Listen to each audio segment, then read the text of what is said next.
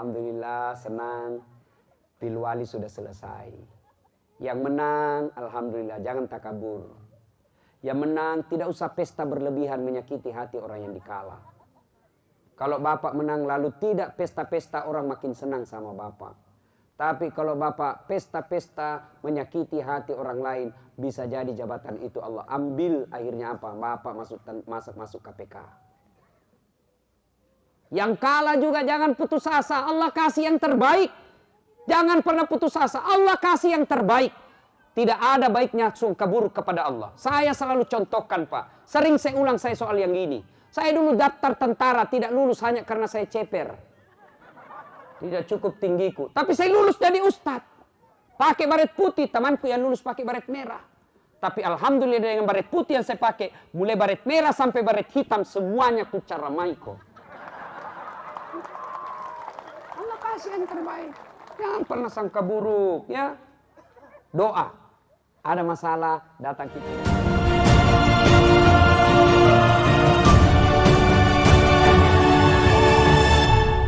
Lanjut kisah. Nah, selang beberapa saat datang betul Abu Ayyub Al-Ansari. Assalamualaikum ya Rasulullah. Waalaikumsalam warahmatullahi wabarakatuh. Wih, senang betul saya Rasul, kata Abu Ayyub. Barakah saya didatangi Rasulullah. Senang betul ya Rasul. Masya Allah, ini orang Islam Pak. Senang didatangi ulama. Kita kalau datang itu ulama di rumah tak. Apalagi kalau dia pegang map. Pasti dalam hati tak les. Sumbangan masjid. Langsung kita pucat. Kita sekarang umat Islam Pak. Kadangkala memuliakan artis daripada ustadz. Masya Allah. Kalau artis dia undang. 1 bulan sebelumnya sudah block time. Ada uang panjar namanya block time. Untuk itu sudah di ACC waktunya atau tidak. Minimal 5 juta block time-nya. Sudah itu datang 3 orang. Manajernya, tukang riasnya, artisnya. Paling 3. Dan minta tiket apa? Business class. Landing di bandara, dijemput tentara sama polisi. Ada poreder mengawalnya. Sampai di tempat acara, apa nak kasih ki? Alamat palsu. Kelihatan dadanya, kelihatan pahanya. Jogetlah di depannya kita Pak. Tidak juga nak kasih pegang ki pahanya Pak, nak kasih lihat-lihat aja ki. Toko yang mi papa. Ada mi Pak Haji di depan begini. Hancur kok Haji. Sudah pulang dikasih uang 100 juta. Sampai di Jakarta uang 100 juta itu dia pakai narkoba. Dia pakai dugem, dia pakai hura-hura, uang kita 100 juta. Hancur, tidak ada faedah di dalamnya. Begitulah cara kita memuliakan artis dan selebriti. Giliran kita butuhkan Pak Imam. Wah, ojek nak kirim. Nah telepon, ojek, jemput itu Pak Imam. Dijemputlah Pak Imam pakai motor. Motor tua.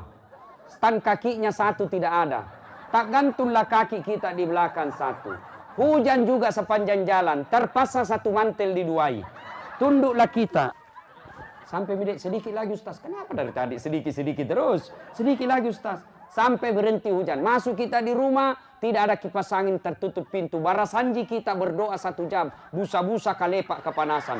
Sallallahu ala Muhammad. Sallallahu alaihi wasallam. 1 jam kita kepanasan.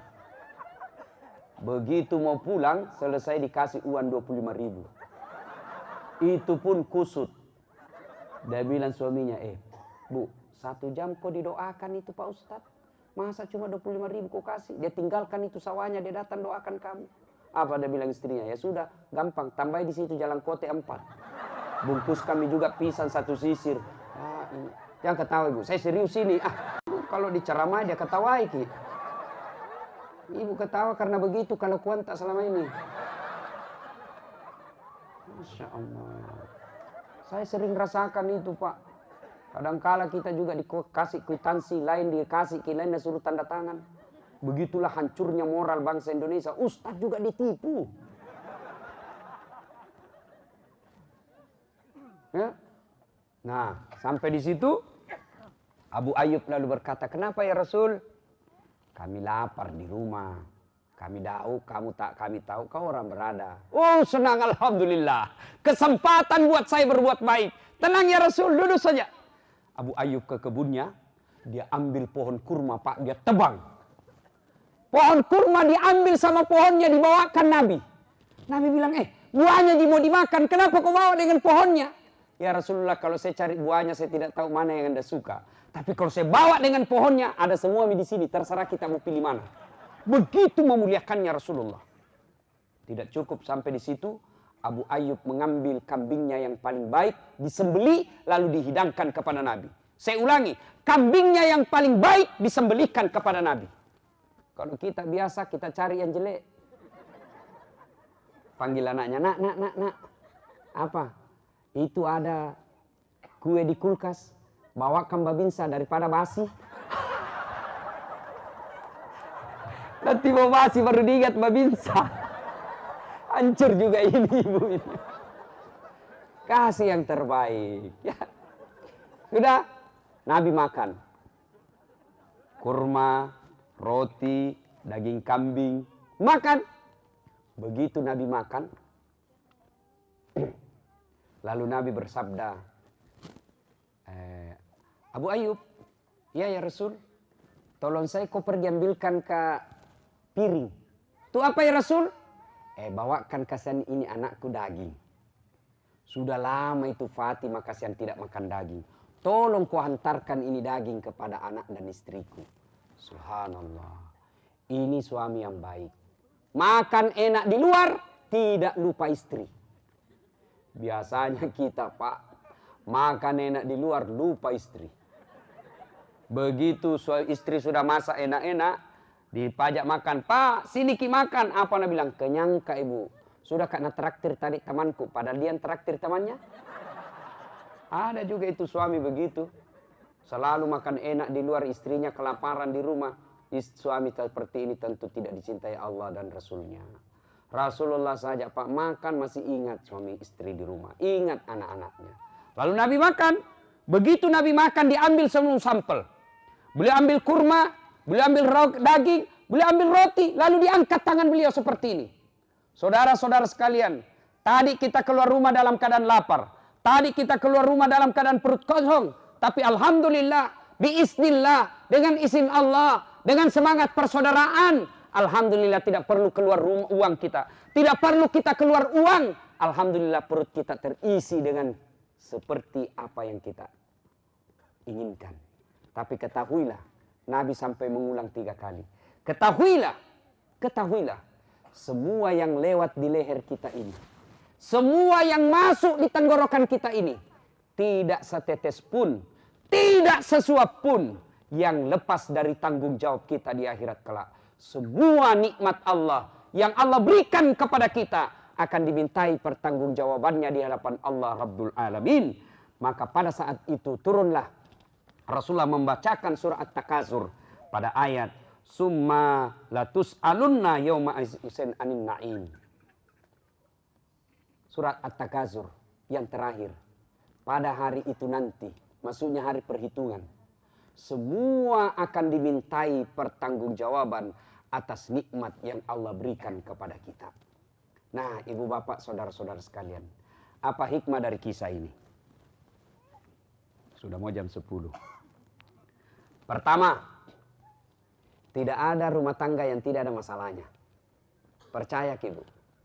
Tidak ada rumah tangga yang tidak ada masalahnya. Terutama masalah keuangan. Jangankan kita anggota kepolisian, anggota tentara, anggota PNS, tiap bulan ada gaji kita. Rasulullah, manusia mulia, kekasih Allah, tidak ada dosanya. Apa yang diminta Allah pasti kasih.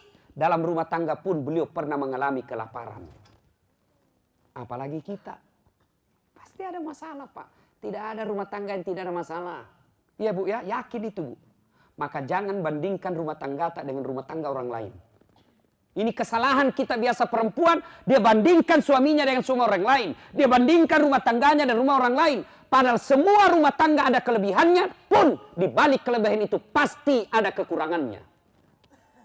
Maka yang terbaik, lebih baik syukuri pemberian Allah jadikan cobaan apa yang menjadi penderitaan kita. Nah, contoh. Semua rumah tangga punya masalah. Ibu-ibu, istri cantik. Ibu, istri cantik kita kira bukan masalah. Pak, kalau cantik istri tak, kita kira bukan masalah. Istri cantik nagoda orang, Pak. Masalah. Apalagi kalau suaminya jelek. Oh, lebih masalah lagi. Jalan dah kira ki sopir orang, Pak. Coba istri cantik pun masalah. Berarti bagus kalau jelek istri. Istri jelek, nah hina anggota. Kita lagi yang malu jalan sama dia. Kan jelek. Dulu sama aku ibu, nanti saya menyusul. Jelek, nah kira orang pembantu tak. Coba. Istri cantik masalah, istri jelek masalah. Berarti bagus kalau tidak ada istri. Oh, lebih masalah lagi, Pak. Maksiat kiri kanan. Berarti bagus kalau banyak istri. Oh, lebih masalah lagi. Bisa dipecat jadi polisi. Lebih parah ditelepon sama teman tak. Ada istrimu di sini, aku tarik rambut. Istri pertama, istri kedua. Hah, lebih hancur lagi. Ada istri masalah, tidak ada istri masalah, jelek istri masalah, cantik istri masalah. Dulu, bapak-bapak, apa masalahnya waktu tamat SMA? Mau jadi polisi. Sudah jadi polisi selesai masalah? Tidak, Pak. Mau jadi perwira. Ayo. Sudah jadi perwira selesai masalahnya? Tidak. Mau jadi kapolsek. Sudah jadi kapolsek selesai masalahnya? Mau jadi kapolres. Sudah jadi kapolres selesai masalahnya? Tidak. Mau jadi sekda atau jadi bupati. Tidak ada orang tidak ada masalahnya, Pak. Waktu kuliah apa masalahnya? Mau sarjana. Sudah sarjana selesai masalahnya? Tidak. Mau jadi PNS. Sudah PNS selesai masalahnya? Tidak. Mau jadi kepala bagian. Sudah jadi kepala bagian selesai masalah? Mau jadi kepala dinas. Sudah jadi kepala dinas selesai masalahnya? Mau jadi sekda. Sudah jadi sekda, so jadi wali kota. Sudah jadi wali kota, 2 periode dong. Tidak ada orang tidak ada masalahnya, Pak. Semua orang ada masalah. Termasuk ustadz. Banyak, semua orang punya masalah. Nah, Nabi ketika ada masalahnya, solusinya baik. Yang membedakan kita dengan Nabi. Nabi ada masalah, manusia biasa kita ada masalah. Perbedaannya adalah cara mengatasi masalah. Nabi mengatasi masalah tanpa masalah. Kita mengatasi masalah dengan masalah baru. Tidak selesai masalah tak. Bagaimana Nabi mengatasi masalah? Begitu ada masalah dalam rumah tangganya, pertama dilakukan adalah taqarrub ilallah, mendekatkan diri kepada Allah dengan cara apa? Konkret, real, nyata, pergi ke masjid. Berarti kita kalau ada masalah tak, Pak, polisi kah kita, tentara kah kita, pegawai negeri kah kita, rakyat biasa kah kita, pedagang kah kita, politisi kah kita, maka begitu ada masalah, datang ke masjid. Saya tahu di sini bau-bau, Pak. Ramai masjid, Pak, selalu penuh. Apalagi kalau subuh sampai di luar, tidak ada di dalam. Mana orang mau ke masjid, Pak? Sekarang masjid, kadangkala masjid azannya orang tua sudah pensiun. Nah bilang anak muda, itu lagi. Dapat lagi karpet masuk kita, Pak. Begitu kita sujud, tai cicak didapat. Kemudian mic-nya begitu, assalamualaikum imam, Allahu Akbar, langsung storing. Kita mau perbaiki, kita sudah takbir, terpaksa ditahanlah sampai selesai. Dapat lagi penceramah, la ilaha illallah, ceramahnya neraka saja nak cerita. Bakal ditangkap, diikat kau, ditusuk pantatmu, keluar di mulutmu, ditusuk telinga kananmu, keluar di kirimu, digunting lidahmu, cucuk matamu. Dia bilang anak muda, jangan kau pemis bikin takut-takut saja itu, Ustaz. Ini caranya. Dari pertama sampai terakhir neraka terus dia cerita. Ada memang itu sekarang penceramah, Pak, bikin takut-takut saja kerjanya. Baru belajar agama 4 bulan, itu pun melalui YouTube. Nah, salahkan semua orang. Bid'ah maulid, bid'ah Isra Mi'raj, bid'ah taksiyah, bid'ah doa bersama. Tidak ada pada zaman Nabi. Kalau begitu jangan kau ceramah pakai mic. Kenapa? Kan tidak ada mic pada zaman Nabi.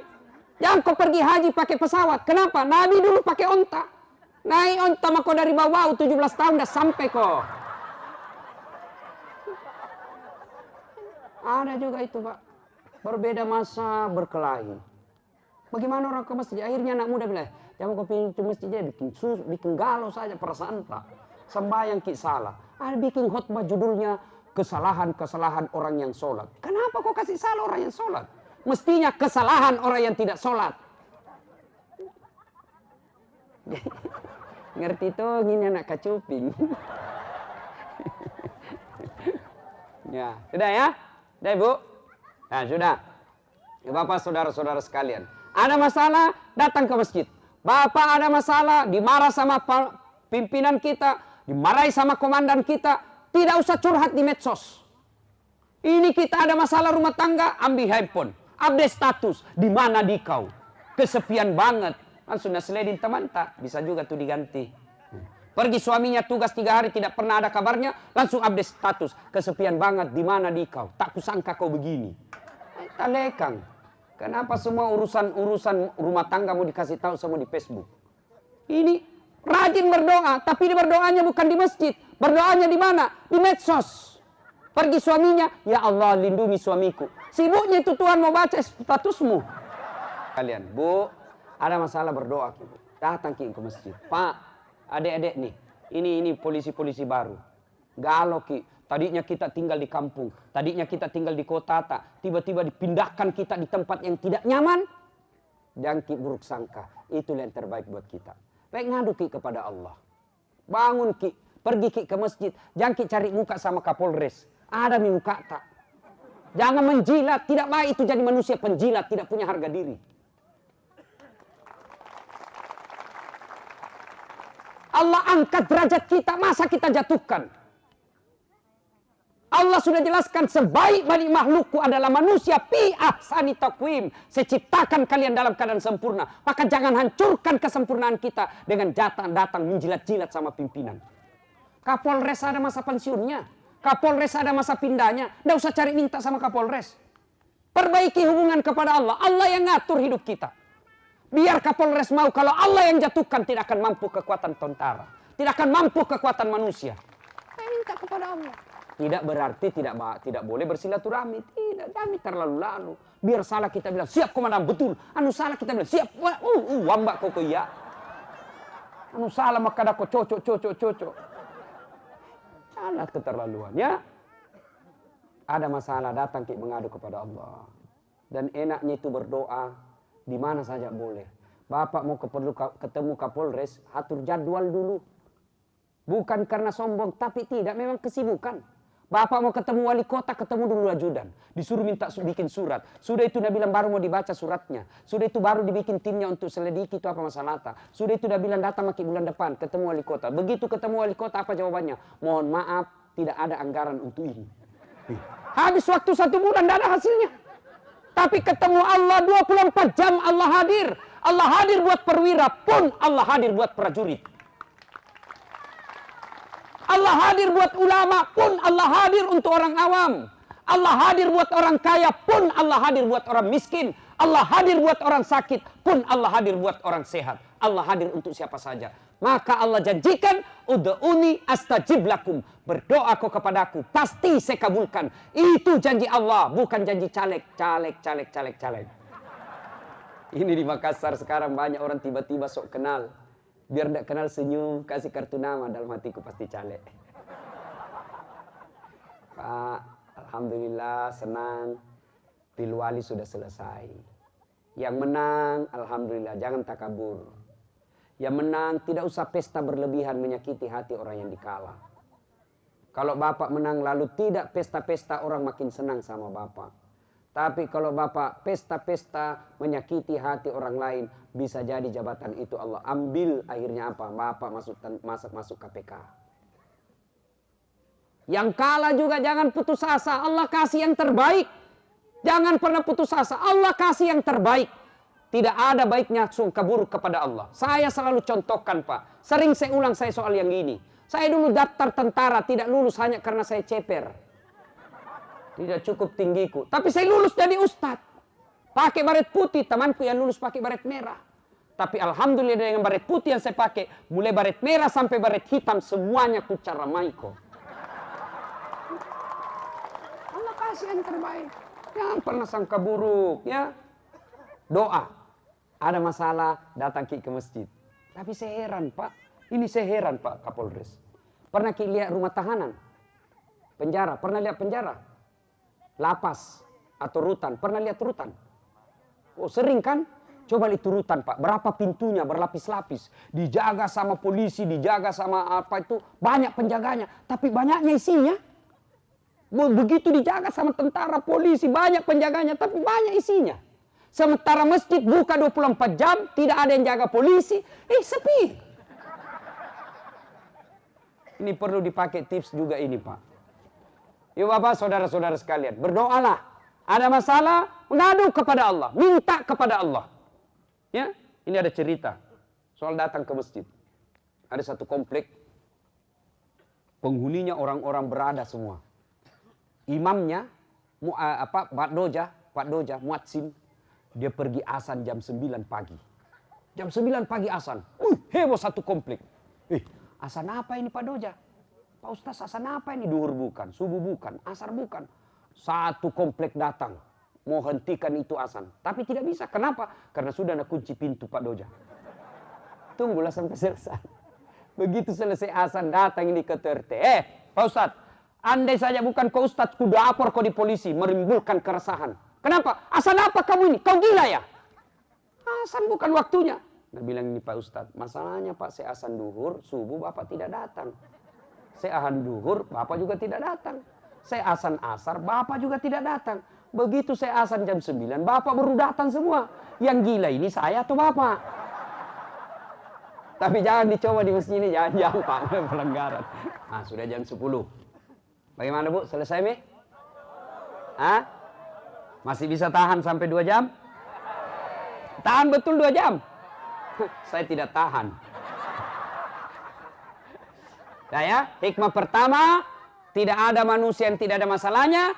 Begitu ada masalah, takarruf ilallah, dekatkan diri kepada Allah. Wujud konkretnya, datang ke masjid. Sholat hajat kalau perlu, minta tolong kepada Allah. Berdoa kepada Allah. Allah itu Maha Rahman, Maha Rahim, mendengarkan setiap keluhan manusia. Saya pendosa Ustaz, saya pembuat maksiat Ustaz, saya banyak dosa. Wala tai'asu min rauhillah. Jangan kau putus asa akan rahmatku. Allah janjikan bagi mereka yang pembuat maksiat. Allah tawarkan kepada mereka yang pembuat dosa.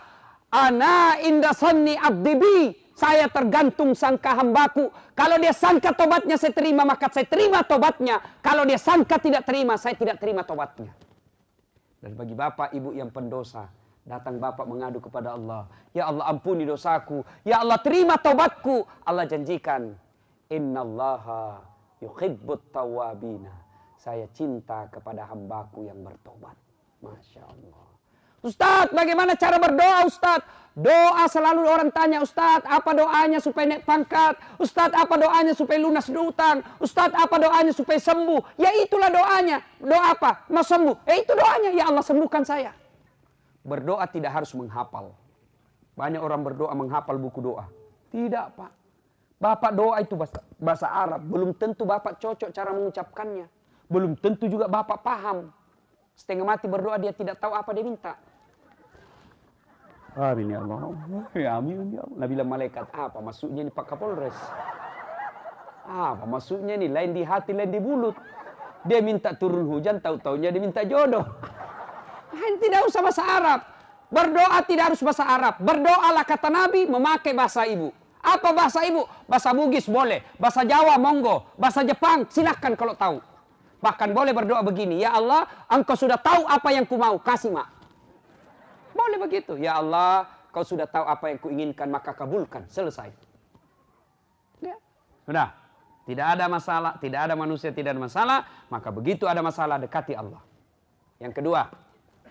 Masya Allah. Ternyata salah satu lagi cara menyelesaikan masalah adalah silul arham. Sambungkan persaudaraan. Semakin banyak teman Pak, semakin baik itu kita punya hidup. Seperti kata Kapolres tadi. Persatuan, silaturahmi, memudahkan rezeki. Kok bisa? Contohnya saya. Saya selalu jelaskan ini. Saya di Makassar, Pak, hampir tidak pernah laku uang saya, Bu. Kenapa? Setiap saya ke tempat sesuatu, pasti ada yang bayarkan saya. Saya ke pasar, baru saya turun dari mobil, sudah teriak, "Assalamualaikum Ustaz." Dalam hatiku aman dan terkendali. Oh, di pasar Ibu, ada isi telur, ada isi sayur. Begitu saya mau bayar, "Nggak usah Ustaz." Nggak enak Pak Haji. Berapa Pak Haji? Nggak usah. Pada dalam hatiku, memang itu kutunggu. Makanya istri saya, Bu, senang sekali kalau saya ke pasar. Nggak laku saya punya uang. Saya masuk warung kopi, begitu saya mau bayar. Ada yang bilang, "Ustaz, ada yang membayarkan kita tadi." Padahal saya tidak tahu siapa yang bayarkan. Banyak teman, banyak rezeki. Bapak berdoa, "Ya Allah murahkan rezekiku." Tidak mungkin itu uang jatuh dari langit-langit. "Ya Allah mudahkan rezekiku." Tidak mungkin langsung dapat dolar dari lantai rumah. Tidak. Siapa yang datang bawa rezeki? Tangan manusia. Maknanya, makin banyak tangan, makin banyak peluang dapat rezeki. Rasulullah terbukti tadi dengan persaudaraannya, maka bisa memenuhi rasa laparnya dengan cara persaudaraan. Yang kedua, banyak teman, gampang selesai masalah. Saya pergi ngurus SIM. "Assalamualaikum." Langsung datang ke Polres. "Waalaikumsalam Ustaz. Apa kabar Ustaz?" "Mau perpanjangan SIM ini komandan." Langsung dipanggil anggota, "Hehe. Urus baik-baik ini Ustaz, jangan kau minta uangnya. Dosa ku uang Ustaz kau makan." Coba, selesai masalah Pak. Banyak teman, gampang selesai masalah. Dan yang ketiga, dengan silaturahim, maka insya Allah umur kita jadi panjang. Jangan kita berpecah belah Ibu, hanya karena pilpres. Silahkan kita pilih apa yang kita mau, karena biar kita kampanye orang yang sudah ada pilihannya tidak akan goyang gitu. Lebih baik kita, "Siapa calonmu?" "Nomor ini." "Kau ya?" "Oke, baik, sama-sama. Yang penting kita berdoa mudah-mudahan Allah pilihkan kita presiden yang baik." Sudah, aman nih. Ini aku celah. Hati-hati soal pilpres ini. Banyak nanti orang ditangkap polisi gara-gara apa? Ujaran kebencian. Enak nih orang mau jadi presiden, enak nih orang jadi wali kota, gubernur. Kita ditangkap gara-gara apa? Kita menyebarkan fitnah. Kita berurusan polisi. Tidak dapat apa-apa. Nah, kirimkan ke pengacara. Tidak. Maka santai-santai saja. Boleh dibaca tapi jangan sampai disebar. Cukup kita tahu saja. Jangan makin sebarkan sesuatu yang tidak ada faedah. Ibu bapak saudara-saudara sekalian. Dan yang ketiga hikmah dari cerita tadi ini. Bahwa semua nikmat Allah pasti dimintai pertanggungjawaban. Bapak tentara, bapak polisi, bapak sekda, pegawai negeri, istri, ustadz. Semua nanti diminta pertanggungjawabannya. Di akhirat kelak kata Nabi. Tidak bergeser kaki seseorang hamba. Di padang mahsyar di pengadilan. Tidak bergeser seorang hamba sebelum ditanya beberapa hal. Catat memang ini Pak, bawa nanti kalau mati gitu. Akan ditanya kita. Pertama akan ditanya oleh malaikat. Masa mudamu kau gunakan untuk apa? Bapak sudah bisa bayangkan dulu waktu muda apa gunanya Pak. Akan ditanya lagi yang kedua. Umurmu kau gunakan untuk apa? Dan yang ketiga. Hartamu kau dapat dari mana, kau belanjakan untuk apa? Berbicara soal harta Pak, dua pertanyaannya. Dari mana kau belanjakan untuk apa? Dari mana? Gaji, halal. Kau gunakan untuk apa? Selingkuh. Salah jalan. Ada begitu Pak. Halal datangnya, haram pengeluarannya. Ada juga, hartamu dapat dari mana? Baking diskotik. Haram. Kau belanjakan untuk apa? Sedekah di masjid. Oh, enggak boleh bos. Enggak boleh. Jangan sampai bilang, botor judi nanti kalau menangkap 50% bangun masjid. Enggak bisa Pak. Anu jelas haram itu. Yang boleh mencuci harta adalah gaji yang samar-samar antara halal haram. Halal haram. Ini kita tidak tahu ini haram atau halal. Itu yang dibersihkan dengan zakat sedekah. Alhamdulillah Allah kasih kita peluang untuk berbuat baik bersedekah. Apa itu? Allah meminta kita untuk membantu saudara kita yang ada di Lombok. Syukur kita Pak, bukan kita yang kena. Maka cara syukur itu bersedekahlah. Sedekahlah. Ustadz, saya mau kurban tahun ini. Selama ini saya kurban di bau-bau. Oke, tahun ini kita kurban tidak usah di bau-bau, tapi kirim pembeli kurbannya ke Lombok. Itu jauh lebih banyak faedahnya. Samping membantu pahala kurban kita dapat, juga pahala sedekah kepada sesama manusia kita dapat. Dua pahalanya. Ibu bapak, saudara-saudara sekalian, banyak hal yang ingin kita sampaikan, tapi waktu jualah yang membatasi kita. Ingat, yang paling banyak nanti diminta pertanggungjawaban dari hadis tadi ini soal nikmat, ya. Jangan lagi berpikir, Pak, apa ji nikmat saya Ustaz? Saya ini tentara biasa, saya ini polisi biasa. Berapa ji nikmat yang saya miliki Ustaz? Jangan salah, ada nikmat yang paling besar di sisi Allah yang kadang kita lupa. Apa itu? Nikmat kesehatan. Ibu-ibu, Bu, Mau Ki saya kasih handphone gratis. iPhone X harganya 14 juta, pulsa 5 juta di dalam. Mau Ki Bu? Mau. Tapi begitu saya kasih Ki Bu, langsung Ki tuli. Mana yang mau tadi? Mana yang mau? Ayo. Mau di apa handphone kalau tuli Maki? Halo? Halo? Halo? Rusak lagi. Bukan HP rusak, telingamu galacak. Artinya yang mahal itu Bu, bukan handphone tapi telinga. Alhamdulillah Allah kasih kita telinga, bagus tempatnya 2 kiri kanan. Bagaimana seandainya telinga dibawa ketek? Telepon komandan, siap komandan. Ada sopan. Coba, subhanallah. Ibu ini kamera mahal-mahal di depan saya ini, bisa ratusan juta. Puluhan juta ya. Bu mau dikasih begini? Gratis. Bukan ini yang mahal Bu, tapi apa yang mahal? Mata. Ya? Allah kasih kita mata. Ini kamera enggak gampang pakainya Pak. Biar dikasih kini kalau Bapak enggak tahu ilmunya. Foto Kak Ustadz. Nah foto Ki setengah badannya. Betul setengah badan. Tapi apa? Pusat ke bawah. Keker ke bos. Ya, harus ditahu berapa megapiksel kekuatan kamera kita. Berapa kekuatan cahaya waktu itu. Berapa kecepatan angin. Makanya yang gue takut selalu berdiri. Diatur itu semua Pak. Bergeser-bergeser harus diatur lagi. Zoom out, zoom in. Kita fokus putar-putar. Itu semua. Tapi bukan itu yang hebat, ini mata. Luar biasa kita punya mata Pak. Tidak perlu dibeli. Begitu buka, langsung fokus. Tidak perlu diputar. Memang kalau diputar dulu berperang Pak Dandim. Lebih dulu ditembak kepalanya baru menjadi tahu. Hebatnya lagi ini mata Tata. Dia punya sensor pembeda. Dia bisa bedakan mana istri, mana tetangga. Bayangkan seandainya tidak bisa dipisah. Baik, tukar-tukar istri. Kenapa ini istriku rasanya ini malam minggu lain-lain? Bah ternyata istrinya anggota. Jawab. Luar biasa. Itu banyak nikmat yang Allah berikan kepada kita. Ya. Nah, tapi ingat, semua akan diminta pertanggungjawabannya di hadapan Allah Subhanahu Wa Taala. Ya. Mudah-mudahan ada manfaat tausiah kita pada taklim kita kali ini. Terima kasih Pak Kapolres yang mengundang saya dan sering saling berWhatsApp, bertukar diskusi kepada saya. Mudah-mudahan kehadiran saya menjadi manfaat dan kehadiran Bapak Ibu langkah-langkah kakinya catat pahala. Saya senang sekali malam ini sound systemnya bagus ya. Peserta pendengarnya baik, alhamdulillah. Mudah-mudahan semua menjadi berkah.